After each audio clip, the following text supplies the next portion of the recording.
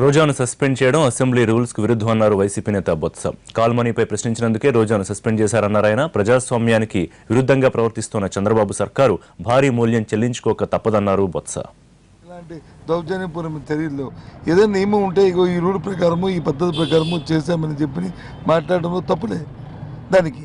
అంతేగాని ఏమీ లేకుండా మాకు ఏదో శాసనసభలో మెజారిటీ ఉంది కదా అని చెప్పని ఈ రకమైన చేస్తూ ప్రజల తాలూకా సమస్యలను అక్కడ మాట్లాడనీయకుండా అడ్డు పెడుతూ నిన్న ఇష్యూ ఏంటి, ఒక కాలమేనలో జరుగుతున్న మనుషులతో వాళ్ళ తాలూకా అవకాశాలని పాపం నిరుపేదలు వాళ్ళకి డబ్బు అవసరమైతే అధిక వడ్డీలకు ఇస్తూ అధిక వడ్డీ తీసుకున్న వాళ్ళని వచ్చి వ్యభిచార కూపంలోకి దింపడం అనేది, వాళ్ళ చేత వచ్చి చాకరీ చేయించుకోవడం అనేది అది నీచమైన కార్యక్రమంగా అని అడిగితే దాన్ని శాసనసభలో అడగడానికి ప్రయత్నం చేస్తే ఈ రకమైన ఇది ఎక్కడ కూడా చూడలే.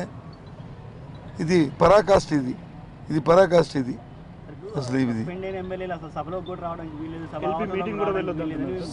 సరే సభ ఆవరణలో రావడానికి వీల్లేదు ఏమున్నది అనుకున్నప్పుడు అది కన్విన్సింగ్గా అది ఇంటిమేట్ చేయాలి.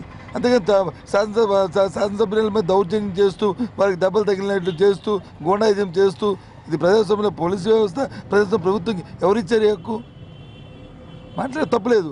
ఇక నియమం ఇది ఉంది, నిబంధన ఉంది, మీరు దీన్ని దాటి పరిధి దాటి వెళ్ళడానికి వీల్లేదు. ఇదిగో ఇది స్పీకర్ గారి తాలూకా ఆర్డర్లు ఉత్తర్వులు అని చెప్పి కన్విన్స్ చేసి చెప్పుకోవాల్సిన అవసరం ఉంది. అంతేగాని ఈ రకమైన నిజం ఈ రోజులన్నీ ఒకలాగా ఉండిపోవు. ఇవన్నీ రాబోయే కాలంలో వచ్చి ఇవన్నీ కూడా అలవాట్ల కింద మారుతాయి. ప్రజాస్వామ్యంకి ఇది పెనుముప్పు.